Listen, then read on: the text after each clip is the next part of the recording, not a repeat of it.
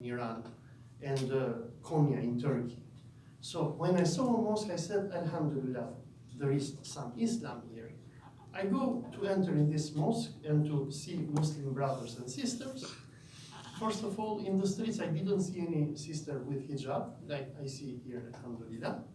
And second, when I go to the mosque was not a mosque. Historically, it was a mosque, but the communists had destroyed it and had turned it into a market.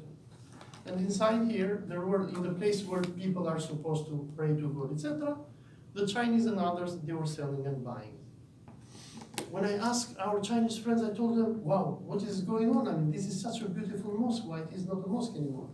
Oh, they told me it is closed since many years. But one of them told me, listen, there is a Hui mosque across the street. Hui are ethnic Chinese Muslims, because throughout the lectures that we had when we were in Xinjiang, the Chinese historians were telling to us that we don't want Arab Islam here.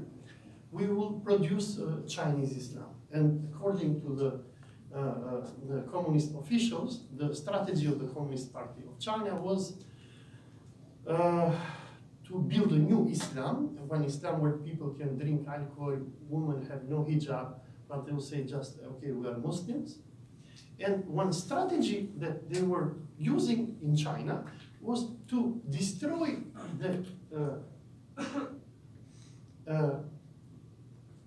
the Islamic tradition of building mosque, where you have the dome as the main symbol of it, which, by the way, comes from the Byzantine Empire.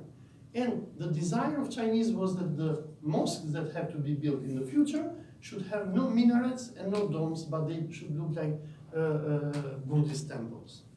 So one Chinese friend that was with me told me there is a Hui mosque across the street. This is the center of the city. I go to the Hui mosque, that mosque was also closed. So in Urumqi, I understood that things are not quite well in here, because I saw many Uyghurs and Kazakhs in the street.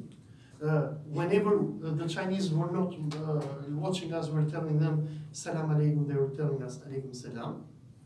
But these people had no mosques, and I said, what is going on?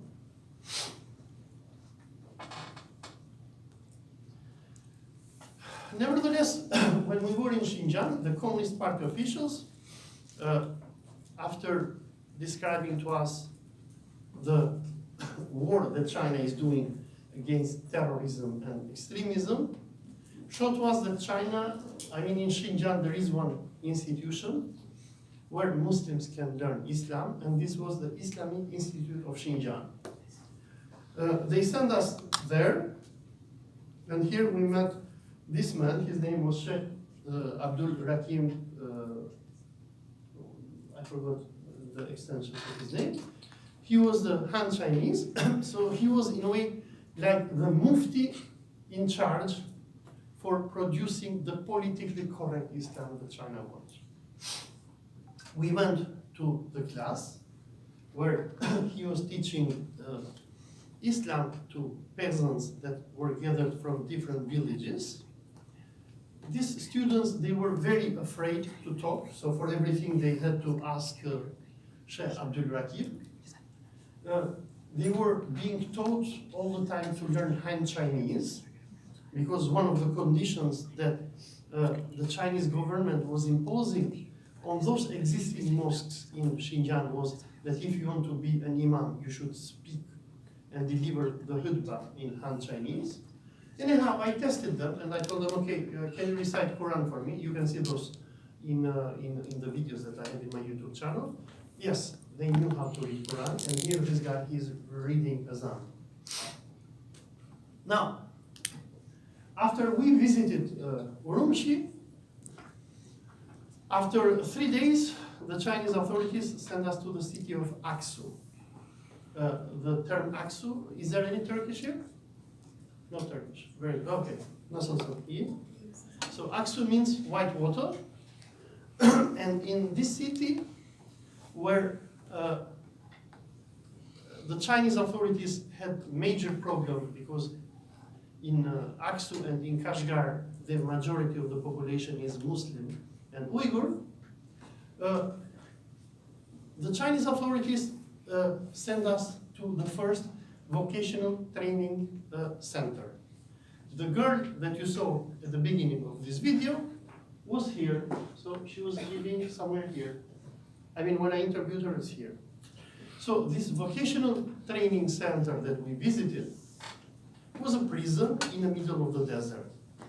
The city of Aksum is surrounded by the desert, and we had to drive around 100 kilometers. And in the middle of the desert, we were sent in a prison looking probably like Alcatraz. And here we had hundreds of Muslims who were taken from their homes, were taken from their mosques, were taken because I interviewed many of them. Somebody had written on his Twitter that a true Muslim should pray to God 5 times per day.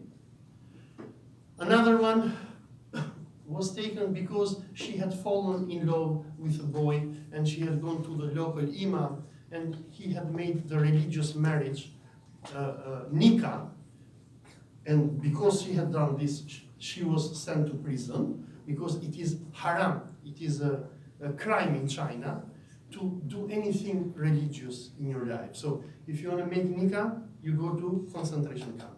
You shouldn't make nikah with your husband. If you want to live a halal life, and for example, you tell to your brother, do not steal, because if you steal, this is haram money, this is a crime. You again go to concentration camp. If you want to put hijab, this is a crime, you go to concentration camp. If you want to pray to your God, you are at school and you say, I have to pray, the Chinese authorities will tell you, go and pray in a mosque, but you don't have a mosque. The nearest mosque is, let us say, 200 kilometers far. If you pray, you are still committing a crime, and you end up in a concentration camp. So this is what the Chinese government calls vocational training centers. So what they were doing here, we were a group of around 20 journalists. They were capturing men and women, boys and girls, different ages, whoever was showing the slightest sign of religious conviction, capturing them and sending them here. Here, they were brainwashing them. Have any one of you read or seen the movie 1984? It is exactly a 1984 script. When you go into these centers, you, according to the de-extremification regulations of Xinjiang authorities, the Communist Party officials will come to you and will tell you, what's your name, sister? What's your name? My name? No. Ilaf. They will tell you, Ilaf, you have made a crime, you keep a hijab. And they will tell you, you have 2 options. Shall we go to a vocational training center here or to jail?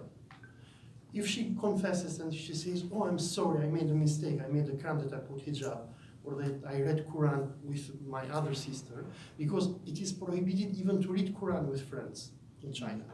If you want to read Quran, you should go to Xinjiang, to that Sheikh Abdul Rakib, who will never accept you, and you should tell him, Sheikh Abdul Rakib, can you please read me the Quran, because I'm stupid, I don't understand it. If he agrees, you are okay. If not, you are doing a crime and you end up in a concentration camp. So what they were doing to people, they will tell to Ilaf, what's your name? Yes. So if you read the extremification regulation of the Xinjiang authority, one of the conditions for Ilaf to be accepted to go here and not in jail is that she should confess, should say, yes, I put hijab, I am sick, I believe in God, I read the Quran. And then you should ask for mercy from the Chinese authorities. You tell them, please forgive me, I'm sick, I need to be cured. And then they'll send you here, they'll separate you from your wife, if you are a man, husband, children, you will not see them. You live here, they'll force you to speak Chinese 24 hours a day. You live in a prison-like cell, you will eat pork, you will not pray to your Lord, if you wish, so that after 1 year or 2 years, the Han Chinese communists who supervise you they can write a good report on you, on their supervisors, and they'll take, okay, Ilaf, she was sick, she was believing in extremist ideas, but now she believes in the Communist Party of China. You have to say every morning, long live Xi Jinping, long live China. You have to totally brainwash yourself, like in the novel 1984, like in that novel where George Orwell shows how the prisoners there, you're believing that the big brother is there to save you. These are what is going on in China. Now, when the Chinese sent us to this actual concentration camp on the 4th day, they wanted us as foreign journalists, we were around 20, to film these boys and girls singing and dancing.